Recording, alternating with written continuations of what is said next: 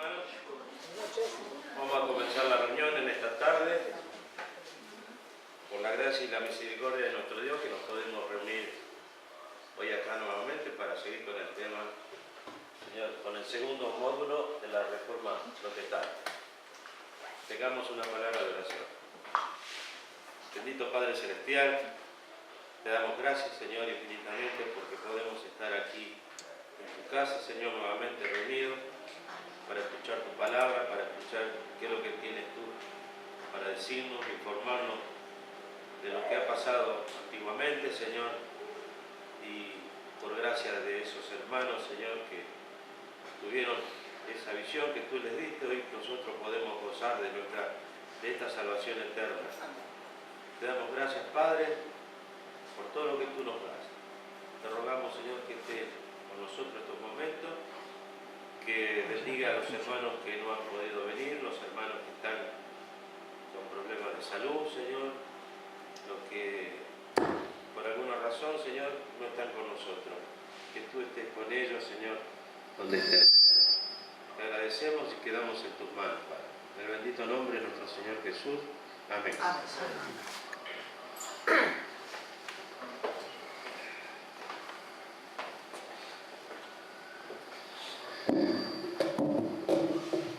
Bueno, buenas noches, hermanos. Es una alegría que hemos podido una vez más hacernos un tiempo para seguir considerando este tema que reconozco es en gran medida desconocido por muchos creyentes y que es el tiempo o el año ideal como para que lo abordemos juntos, teniendo en cuenta que este año se cumplen 500 años de la Reforma Protestante. Así que decíamos en el módulo primero qué era la Reforma Protestante o qué había sido la Reforma Protestante, y habíamos llegado a la conclusión de que la Reforma había sido un movimiento espiritual provocado, diseñado y desarrollado por el mismo Dios, que en determinado momento de la historia del mundo irrumpe en el mundo para provocar algunos cambios en algunos aspectos que la Iglesia en aquel entonces venía desarrollando, viviendo o enseñando de una manera equivocada. Por eso dijimos en el primer módulo que la Reforma Protestante es la reacción de Dios contra la mentira. El mundo se veía envuelto y cubierto por una doctrina que era totalmente infundada y totalmente en contra a la voluntad de Dios y a la palabra de Dios. Por eso, contra esa mentira que provocaba tristeza, angustia, preocupación con respecto al más allá, muchas personas, Dios actúa. ¿Y cómo actúa? Bueno, haciendo que la verdad del Evangelio resplandezca. El segundo punto, la luz de la verdad resplandeció en un mundo que estaba totalmente en tinieblas. Y vimos también que un grupo de hombres y mujeres, muchos de ellos anónimos, tuvieron osadía y coraje como para que justamente eso que había que cambiar y que reformar en la Iglesia tuviera el efecto necesario para que las vidas sean transformadas y que, como decía recién nuestro querido hermano en oración, ese mensaje diáfano, auténtico, verdadero, bíblico, llegase hasta nuestro tiempo. Y nosotros somos, en definitiva, un poco también el resultado del esfuerzo de aquellos hombres. Así que vamos a ver brevemente un pequeño resumencito de lo que estuvimos viendo, más que nada por amor a aquellos que nos acompañaron en el primer módulo, para que ustedes vean también, queridos los que están hoy, qué es lo que vimos. Vimos que desde Pentecostés, en el año 33 de nuestra era, hasta el año 490, encontramos una iglesia que puede ser llamada la Iglesia Antigua. En esta primera etapa la Iglesia alcanzó un crecimiento enorme a punto tal que se extendió por todo el mundo conocido en aquel entonces. El emperador Constantino legalizó el cristianismo en el año 313 después de Cristo, y dijimos también que aquello que pareció que era una bendición para la Iglesia terminó siendo un grave problema para la Iglesia, porque, como dicen los jóvenes hoy, las autoridades de la Iglesia en aquel entonces derraparon, se fueron de costado y se alejaron de la voluntad de Dios. De todas maneras fue Constantino quien legalizó el cristianismo, dio cierta libertad a la Iglesia, y hubo un grupo, los primeros padres, así se los conoce, que fueron los que definieron, defendieron y desarrollaron las doctrinas esenciales del cristianismo. Al mismo tiempo, y tristemente, como resultado de la unión entre la Iglesia y el Estado, comenzó un proceso de decadencia espiritual que llegaría a su punto máximo de oscuridad en la Edad Media. Eso es lo que vimos. Y entonces nos encontramos en la Iglesia medieval. Su tiempo ocurre desde la caída de Roma en el año 476 hasta el año 1500.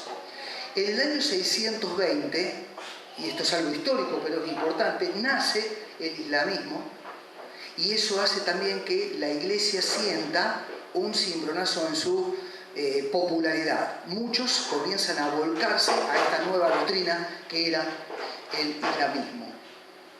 En el año 987 surgen en Europa las primeras naciones-estado, y esto es muy importante también, porque aquellos pueblos o aquellos reinos pasan a ser naciones y estados con gobiernos fuertes, pero junto a esos gobiernos y en esos estados empieza a tener la Iglesia una relación muy íntima, que a la postre es lo que termina degenerando a la Iglesia.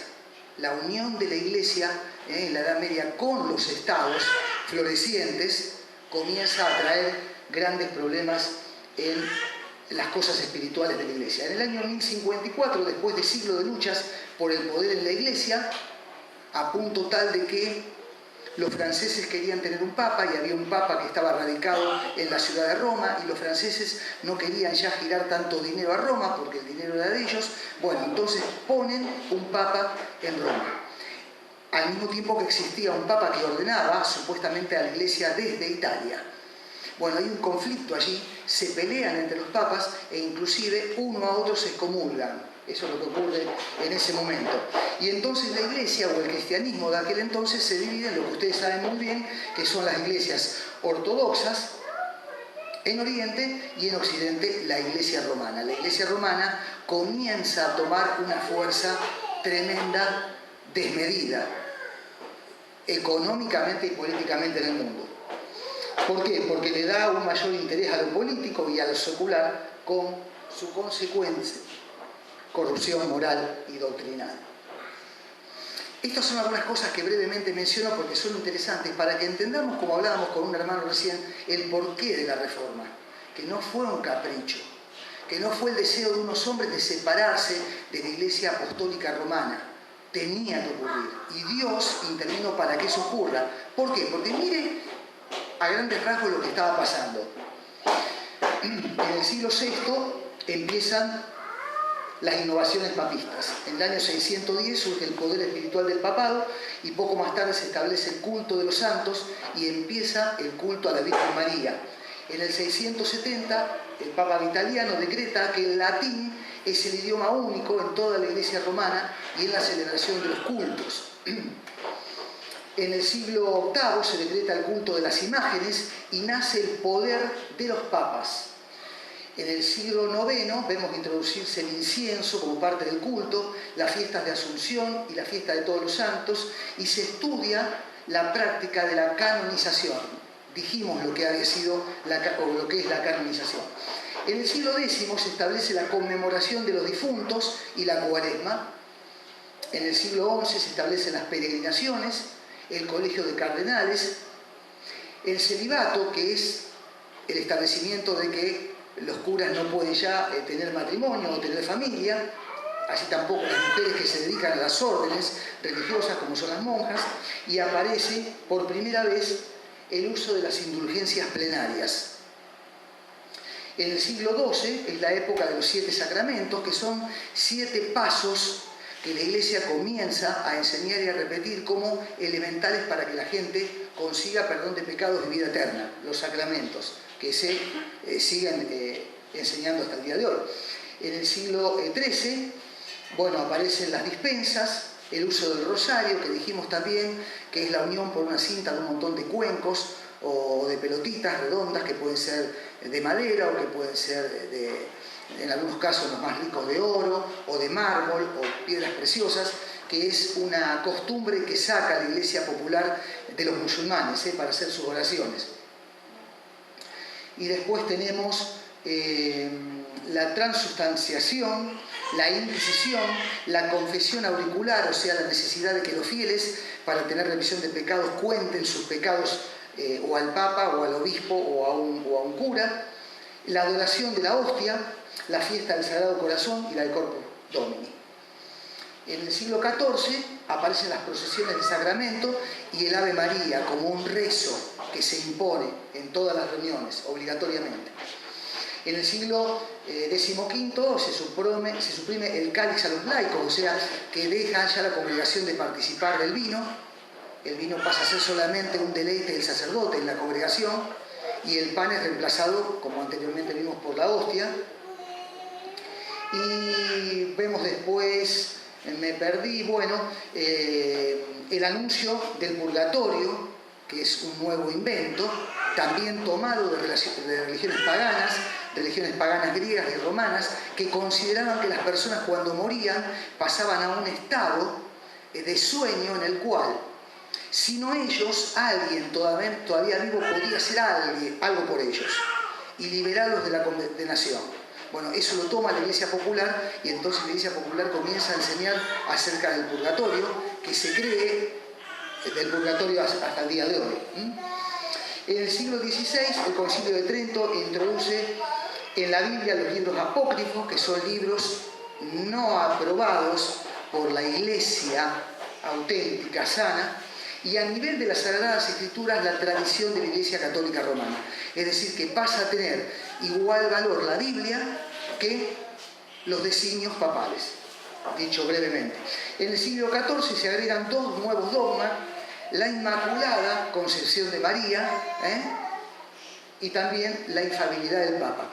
Infalibilidad que pasa a ser del Papa y que primeramente era de la Iglesia, porque la Iglesia decía ser infalible. Todos sus designios, sus enseñanzas, sus conceptos eran totalmente infalibles. Es decir, nadie podía decir nada en contra de lo que la Iglesia enseñaba y decía.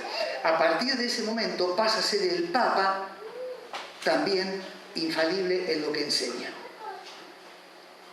En este mundo, en este estado de cosas espirituales, habiéndose cubierto la redondez de la tierra por una profunda y densa oscuridad espiritual, Dios empieza a despertar por medio de su Espíritu Santo a algunas personas que actuaron. Al mismo tiempo que la Iglesia se enriquecía y se enseñaba de un Dios severo e inaccesible, mientras se ofrecían mediaciones e indulgencias, un grupo de hombres temerosos de Dios, sufriendo por la mezcla de paganismo y de cristianismo que vivía la Iglesia, comenzaron a enseñar del Dios cuyo corazón es misericordioso y cuya salvación es gratuita para todos los hombres. La corrupción reinante dio inicio a un proceso en el que Dios levantó distintos individuos en distintas partes del mundo que lucharon por reformar a la Iglesia, no por separarse de la Iglesia. La idea no era separarse de la Iglesia, era reformar a la Iglesia en sus errores de doctrina, para volver a restaurar en la Iglesia la pureza bíblica y la fidelidad al mensaje de Jesucristo.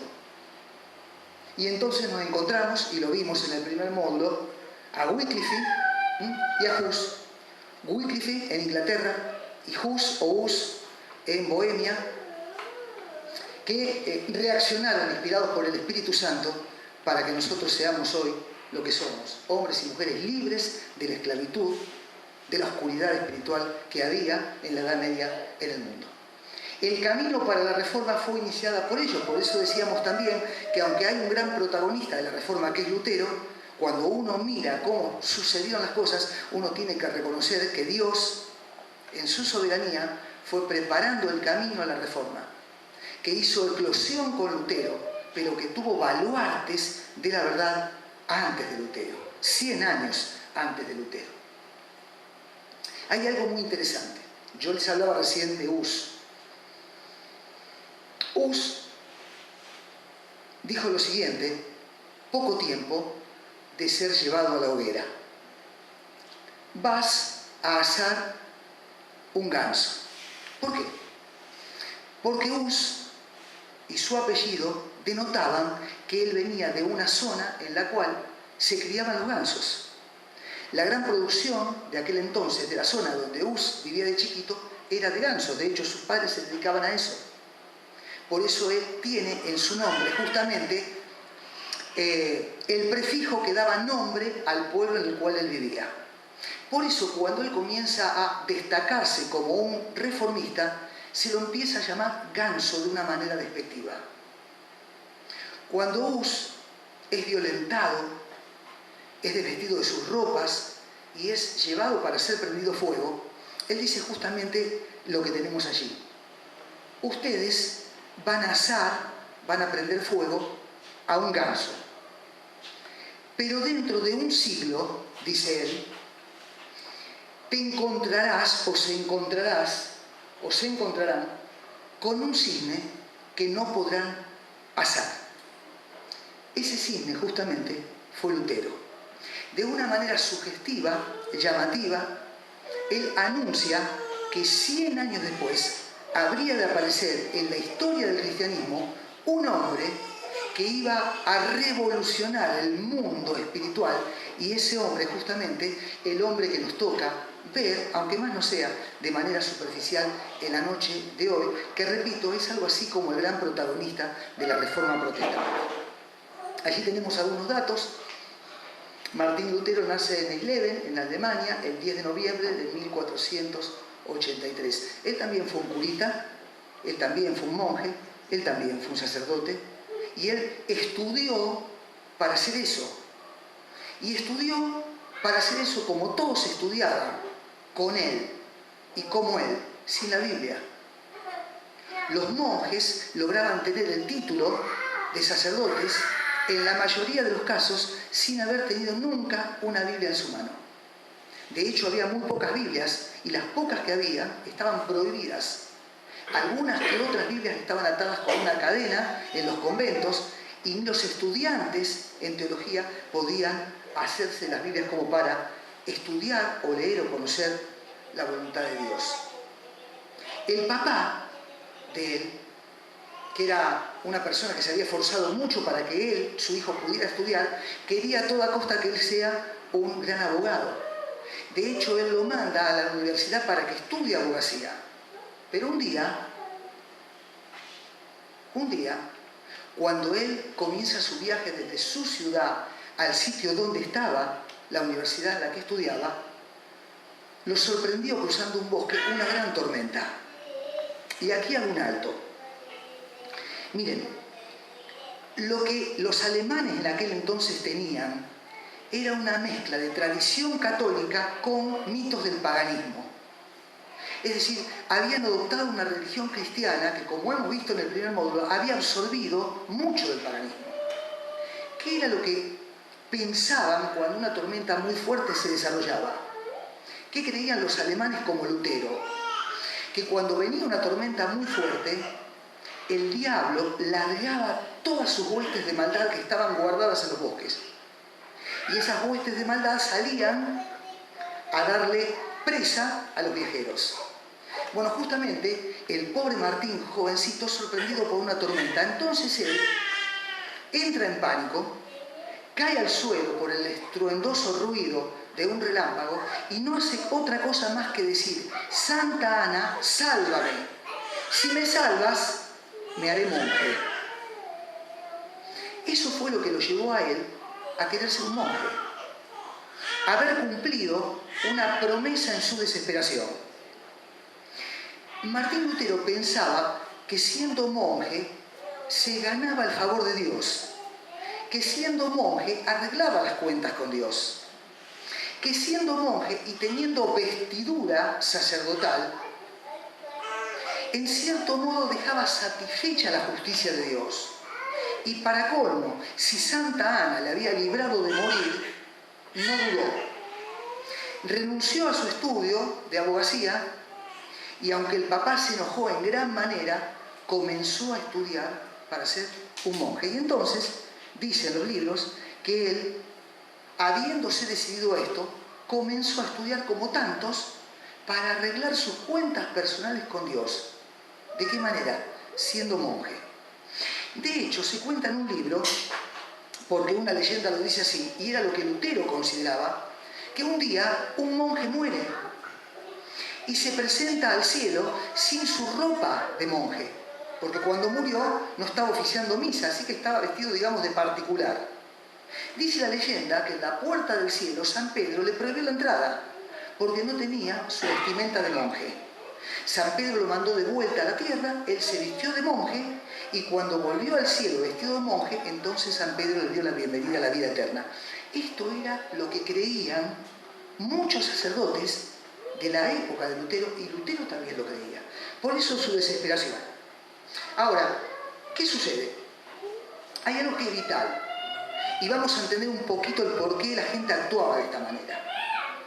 Los sacerdotes enseñaban que tanto Jesús, María y los santos habían sido mucho mejor en la tierra que lo que necesitaban para tener entrada al cielo. Es decir, que sus obras de justicia eran de más. Eso significaba que gracias a Jesús, María y los discípulos, los apóstoles, había en el cielo algo así como un tesoro de bondad, preparado para todas aquellas almas que deseaban entrar al cielo, pero cuyas vidas no alcanzaban con sus obras para poder entrar.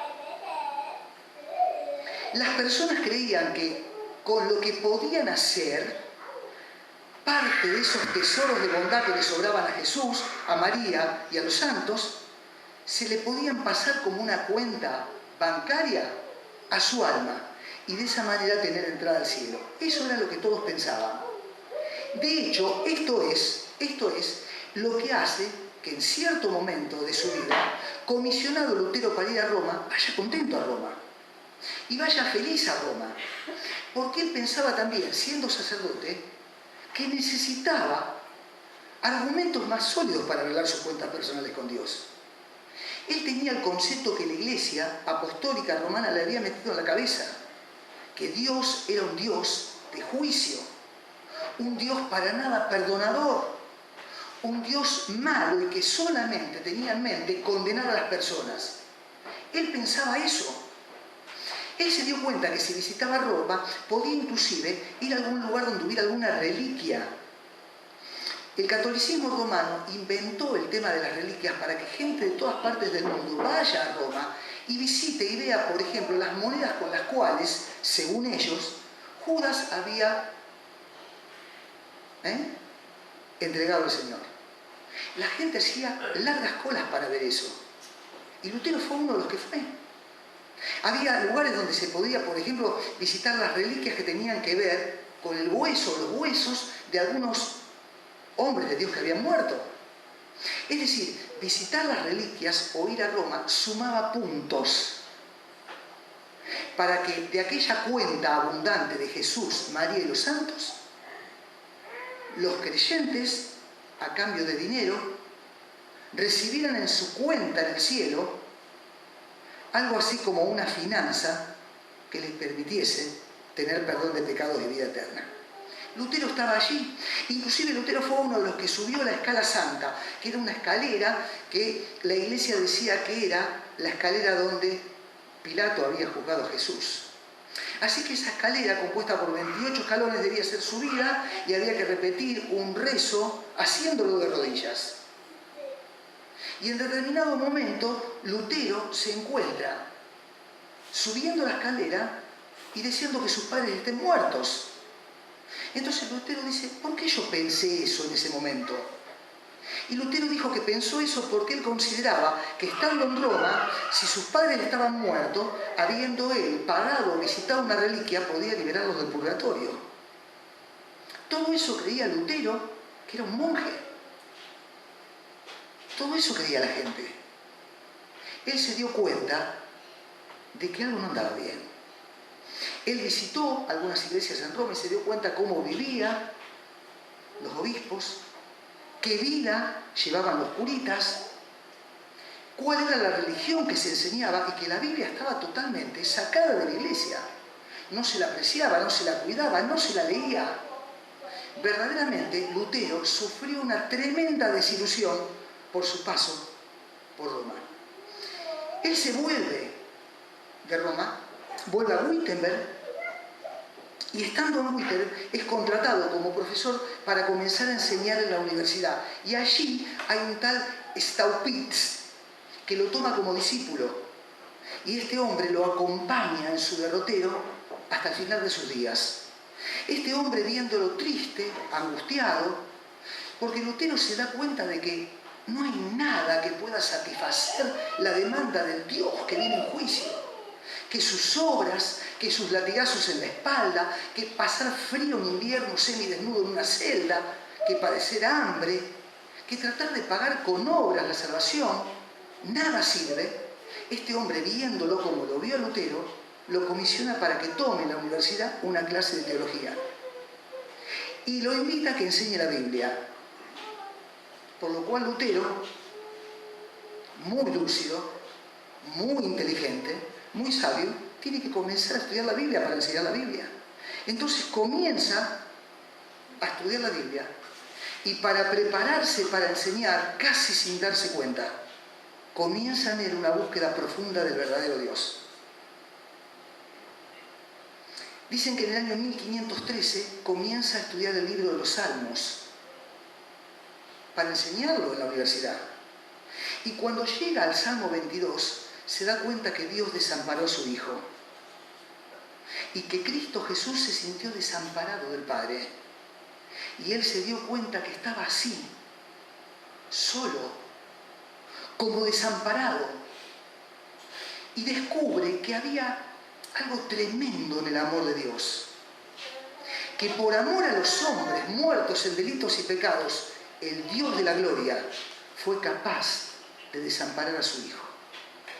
Él sigue estudiando y entonces, al seguir estudiando, él llega al libro de la carta de Pablo a los Romanos y estando solito en su celda preparando la lección para dar en la universidad, él lee: porque el Evangelio de la justicia de Dios se revela por fe y para fe.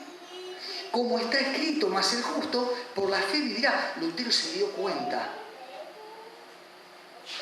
que algo pasaba en su hueco cristianismo, que la Biblia enseñaba otra cosa y que la justicia de Dios, es decir, el hecho de Dios hacernos justos, solamente puede ser experimentado por aquel que lo desea por medio de la fe, no por medio de las obras. No por medio de los latigazos, de las indulgencias, no por medio de la vestimenta de sacerdote. Había algo que él todavía no había experimentado y era fe en su corazón. Y es más, él dice y lee: mas el justo, aquel que es justificado por Dios, vivirá por la fe. Él sigue dando vuelta las páginas de la carta y llega al capítulo 5 y él lee: justificado pues por la fe tenemos paz para con Dios por medio de nuestro Señor Jesucristo, por quien también tenemos entrada por la fe a esta gracia en la cual estamos firmes. Y lee: y nos gloriamos en la esperanza de la gloria de Dios, y no solamente en eso, sino también en las tribulaciones. Y sigue leyendo sabiendo que la tribulación produce paciencia, y la paciencia trae prueba, y la prueba, esperanza.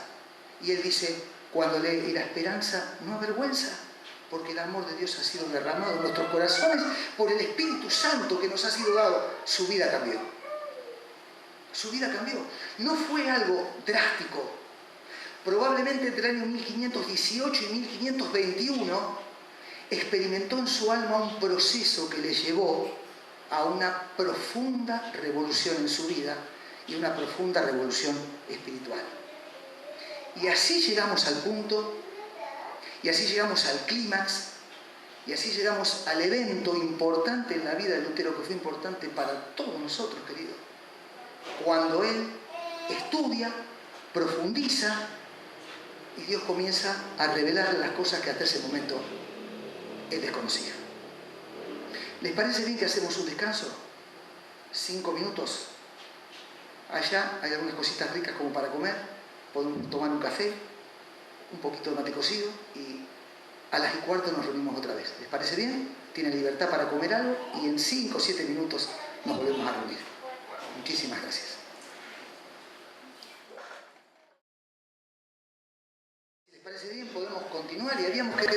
punto donde Lutero comienza a tener una revelación final, decíamos recién que había de provocar una revolución espiritual en el mundo. Cada cosa que Lutero leía revelaba más claramente los errores y los abusos de la Iglesia Católica.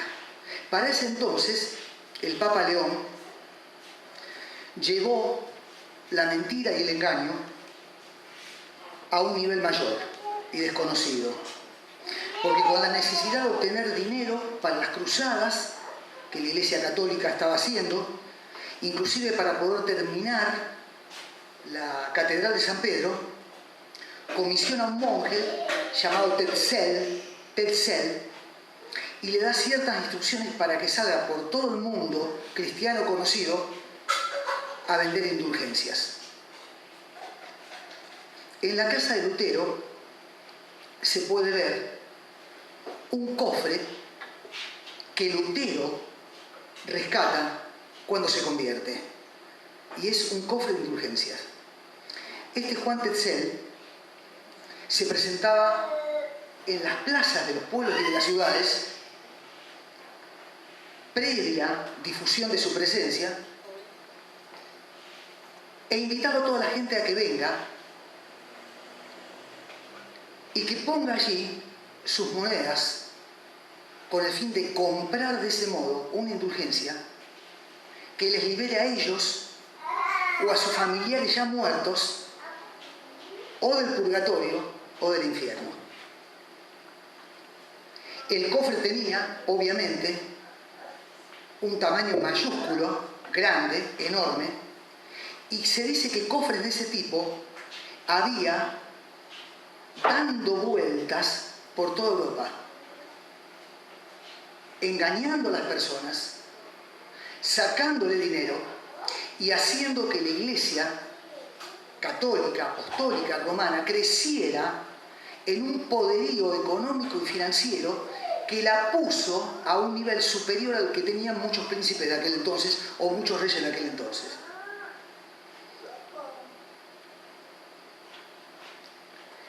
Eso es lo que decía Tetzel, textual, Tan pronto como la moneda en el cofre suena, el alma al cielo brinca sin pena. Las personas que buscaban salvación, que deseaban arreglar sus cuentas personales con Dios, ante la presencia de estos monjes que estaban engalanados con esas vestiduras sacerdotales que los mostraban como semidioses, con esas cruces adornadas y con toda la música que los acompañaba, con los altares que preparaban en las plazas para poder predicar este falso mensaje de salvación, las personas hacían cola y ofrendaban. La venta de indulgencias fue una gran estafa y un engaño a los creyentes con respecto a la salvación de sus almas. La indulgencia era un certificado que aseguraba el perdón de los pecados, firmado por el Papa. Generaba fuertes ingresos, muy importantes para la Iglesia y para los sacerdotes. Y un documento como aquel que figura allá abajo, que era una indulgencia, era un documento muy importante, importantísimo y muy caro. Lutero enseñaba en su iglesia, y con él otros monjes que habían comenzado a comprender la falsedad de estas cosas y la verdad del Evangelio. Pero ¿qué sucedía? Las personas se presentaban con el certificado de indulgencia y le decían a los monjes que no necesitaban arrepentirse porque ya habían comprado no solamente el perdón de sus pecados, no solamente su salvación, sino también la salvación de sus familiares que habían muerto un montón de años atrás. Lutero trabajaba indignado en estos temas, preocupado por estos temas. Y entonces, este estudio y este trabajo le lleva a él a formular 95 preguntas, que son preguntas, cuestionamientos y también preocupaciones que él tenía. Lutero directamente las pone en una especie de hoja o de cartilla o de cartulina para nuestros días, como nosotros anunciamos nuestras cosas en la puerta de la iglesia. Y entonces hace algo que era bastante común en aquel entonces. ¿Qué es lo que hace? Toma su martillo, toma estas 95 preguntas o preocupaciones o tesis que tenía y las clava en la puerta de la iglesia en Wittenberg. Los fieles que iban a la iglesia, los sacerdotes que asistían, el pueblo y los estudiantes comienzan a leer esas tesis. Y sin que Lutero se dé cuenta, mientras él continuaba con los estudios, sin que él lo supiera, todas esas tesis fueron traducidas al idioma alemán y comenzaron a circular por toda Alemania. Nadie se dio cuenta de la tormenta espiritual que Lutero estaba provocando con esas 95 tesis. Esto llevó que el 7 de agosto del año 1518 Lutero fuera convocado a Roma. Fue llamado para ser juzgado, maltratado, para privarle su libertad de enseñar la Biblia y condenado como un hereje. Federico III el Sabio, que era el príncipe en ese momento, lo resguarda, lo considera, lo toma y entonces evita de que Lutero sea juzgado en Roma, pero es juzgado en Alemania. Lutero, que siente la amenaza de ser excomulgado, evita retractarse y dice que bajo ningún punto de vista va a volver atrás con lo que él piensa con respecto a los tremendos errores y a las grandes mentiras que estaba enseñando o que había enseñado la Iglesia Católica. Dijo: aquí estoy, no puedo hacer otra cosa que lo que he hecho, que Dios me ayude. Eso ocurrió en la dieta de Worms el 17 y 19 de abril del año 1521. ¿Qué provocó esto? Que Roma, al darse cuenta cómo el mundo estaba conociendo las enseñanzas de Lutero, tomara sus libros, sus tesis y las hiciera desaparecer quemándolas. Pero por decirlo de alguna manera dijeron: tenemos que terminar con Lutero. Este príncipe lo toma a Lutero y lo esconde justamente en un castillo, allí en Wittenberg. Y esa es la plaza central de Wittenberg, donde se pueden ver en el centro dos grandes estatuas que son de Lutero. Esa es la puerta que existe hasta el día de hoy en la iglesia donde él clavó las 95 tesis. Y después de haber sido convocado, él se niega a retractarse y rechaza categóricamente sobre su vida toda autoridad del Papa y abandona decididamente la Iglesia Católica. El Papa le manda una carta que es llamada bula, diciéndole que si no se retracta corre peligro su vida porque es un hereje.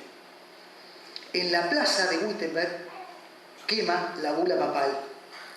Y cuando el Papa se entera de eso, por supuesto que es categóricamente en 1521 excomulgado. ¿Qué era lo que Lutero enseñaba? ¿Cuál era su error? ¿Por qué estuvo casi a punto de ser llevado él también a la hoguera? Él decía: ni un papa ni un sacerdote tienen el poder de remover los castigos temporales de un pecador. La culpa por el pecado no puede ser anulada por medio de la compra de una indulgencia. Solamente un auténtico arrepentimiento puede resolver la cuestión de la culpabilidad y el castigo, y que depende única y exclusivamente el perdón del Señor Jesucristo. Solo hay un mediador entre Dios y los hombres, y lo dice la Biblia: Jesucristo hombre, quien se dio a sí mismo, dice la palabra, para salvarnos a todos. Él rechazó la autoridad del Papa, él defendió la Biblia como única autoridad de fe, él dijo que la justificación de la salvación es solo por fe, después de haber estudiado Romanos, que la soberanía de Dios es superior a lo que el hombre decide, por eso es Dios, porque es soberano. Él defendió la doctrina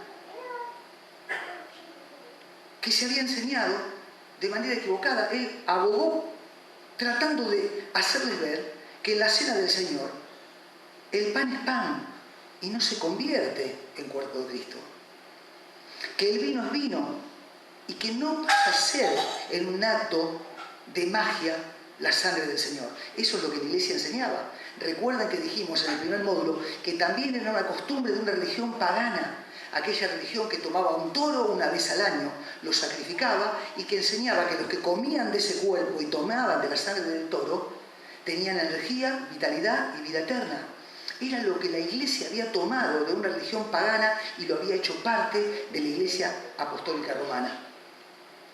La existencia de solamente 2 sacramentos en la Escritura, solamente 2, el bautismo y la cena del Señor, no más. El rechazo a la veneración de los santos, el uso de las imágenes en las iglesias, el uso y el tener que visitar reliquias para ganar puntos que sumen a favor de nuestra alma para la eternidad. El rechazo al celibato clerical. Él enseñó que los curas y las monjitas podían casarse, tener familia, ser padres, ser esposos, y no llevar a la iglesia a una obligación que hasta el día de hoy causa estragos en la sociedad. Abogó por la separación entre la iglesia y el Estado. Vi el otro día en el centro pintado con un grafiti que decía separación de la iglesia del Estado. Él abogaba por esto. Abogó por la educación de los fieles en las escuelas parroquiales. Él quería que las iglesias enseñen a los chiquitos lo que después resultó siendo la escuela dominical, la palabra de Dios desde que son chicos, jóvenes, que la aprendan, que experimenten el cambio que puede hacer estudiar la Biblia. Él quería eso.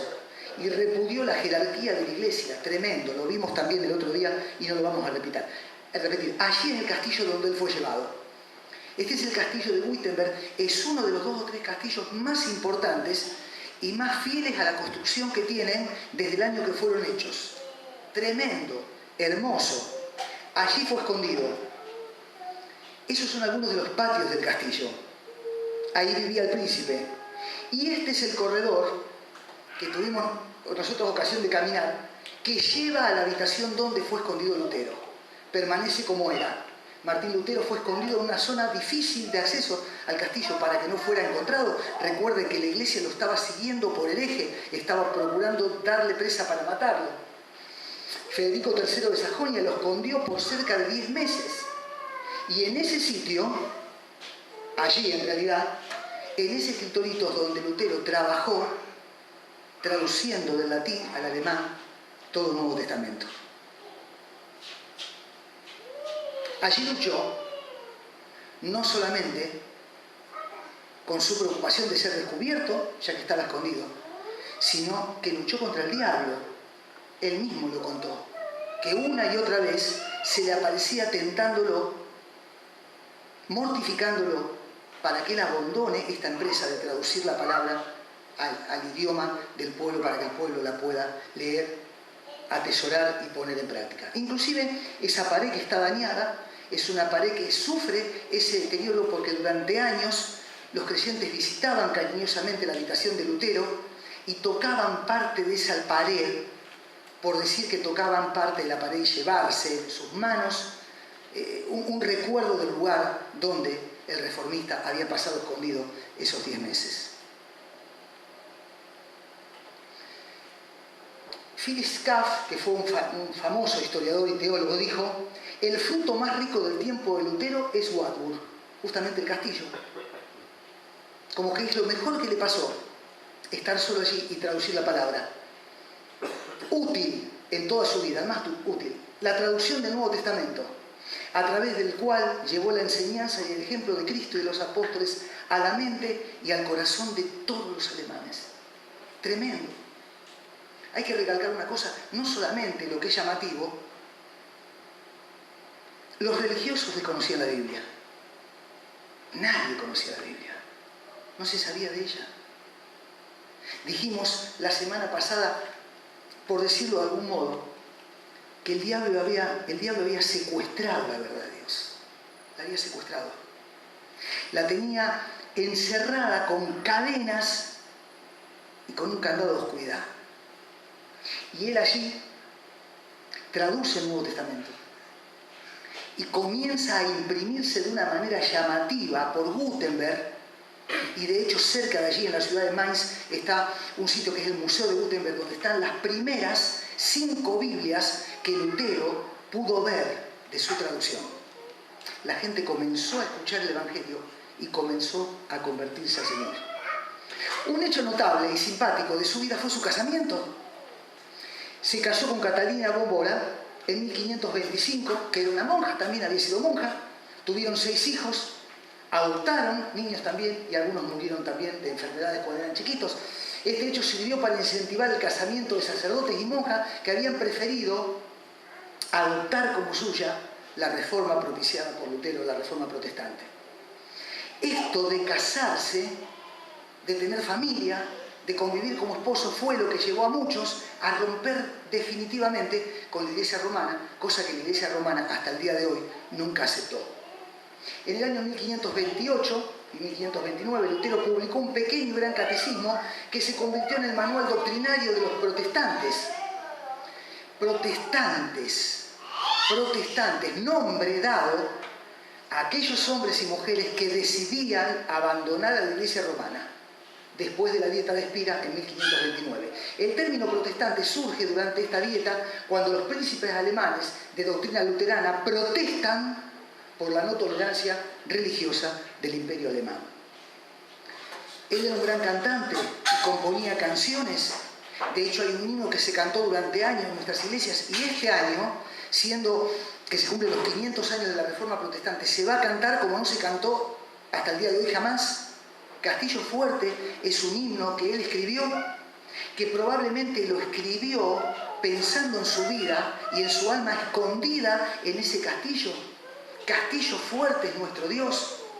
Es un himno precioso. Si usted no lo ha escuchado, búsquelo en internet, siéntalo. Hay un montón de versiones preciosas. Inclusive hay algunas versiones modernas también de este himno. Bueno, él comenzó a escribir canciones porque él quería que los fieles canten, cosa que no hacían. Que la congregación adore, alabe al Señor. Que en el mensaje, o antes o después, o cuando un hermano participaba con una oración, o cuando celebraban la cena del Señor, el pueblo de Dios adore a Dios. Ustedes saben que es muy probable que nosotros seamos los únicos que podemos adorar. Es muy probable inclusive que en el cielo los ángeles no adoren, hermano.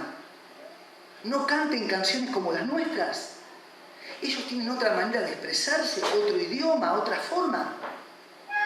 Nosotros hemos sido realmente beneficiados con esta virtud que es el canto, y qué mejor que lo que él hizo, componer canciones y crear un himnario para que su congregación en los cultos comience a cantar, como usted y como yo cantamos siempre aquí.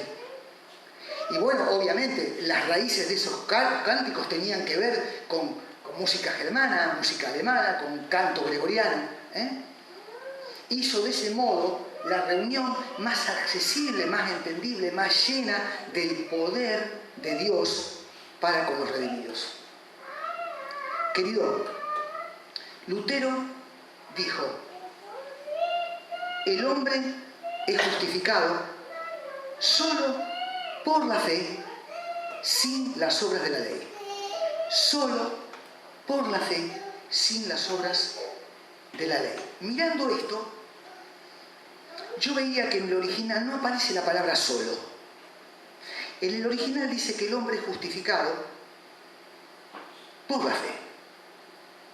Pero en la versión que él traduce, él se toma la licencia y la libertad de decir solo por la fe. Era su lucha, era su pelea. La gente buscaba justificarse delante de Dios metiéndose en un convento, viviendo vidas oscuras, negándose al matrimonio, soportando el castigo de los látigos, durmiendo en el piso, enflaqueciéndose hasta la anemia, castigando el cuerpo. La gente pensaba que era una manera de justificarse. La gente creía que podía comprar su salvación haciendo largas caminatas. De hecho, se hace hasta el día de hoy. La gente intentaba reconciliarse con Dios aprendiendo rezos de memoria. Aquellos y nosotros deseamos hacer las paces con Dios. Aquellos deseaban recibir perdón de pecados y saber cuál habría de ser en gloria el destino eterno de su corazón. No lo conseguían. Buscaban justificarse, no podían. Las obras de la ley traían solamente angustia, desesperación y pobreza para el alma. Era la experiencia que había tenido Lutero, que había tenido Hus, que había tenido Wycliffe. Y por ellos y tantos anónimos que ofrecieron su tiempo, su vida, a los cuales el Espíritu Santo tocó, ¿cuántos llegamos al conocimiento de la verdad salvadora en Cristo Jesús? Él puso de manera que el hombre es justificado solo por la fe en Jesucristo, solo. No hay otra manera. Querido hermano, querida hermana, que podamos volver a casa esta noche contentos de haber descubierto que nuestra justificación Dios la obró en Cristo. Y que, como dijimos en el primer módulo, Dios no puede ser burlado. Y lo que el diablo quiso provocar, una burla, lo que fue su tentación más tremenda, ocultar el mensaje de salvación, Dios en su gracia lo tomó en sus manos y lo quebró con la fuerza de estos reformadores para que llegue a usted y a mí tantos años después, que porque de tal manera amó Dios al mundo que ha dado a su único Hijo para que todo aquel que en Él crea,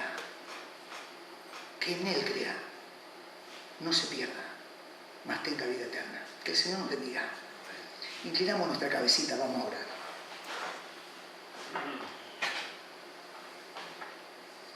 Nuestro buen Dios y nuestro Padre Celestial, te alabamos y te adoramos en el nombre del Señor Jesucristo, porque tú nos has llamado de las tinieblas a la luz admirable que hay en Cristo Jesús. Porque ahora estamos sentados en lugares celestiales junto con Cristo y porque le esperamos a Él, aguardamos su regreso, deseamos que venga a buscarnos. Pero gracias, porque todo esto es por tu amor y por tu misericordia, por tu soberanía infinita que quiso quebrar esa densa oscuridad que cubría el mundo, que evitaba que las almas lleguen al conocimiento de la verdad salvadora en Cristo Jesús.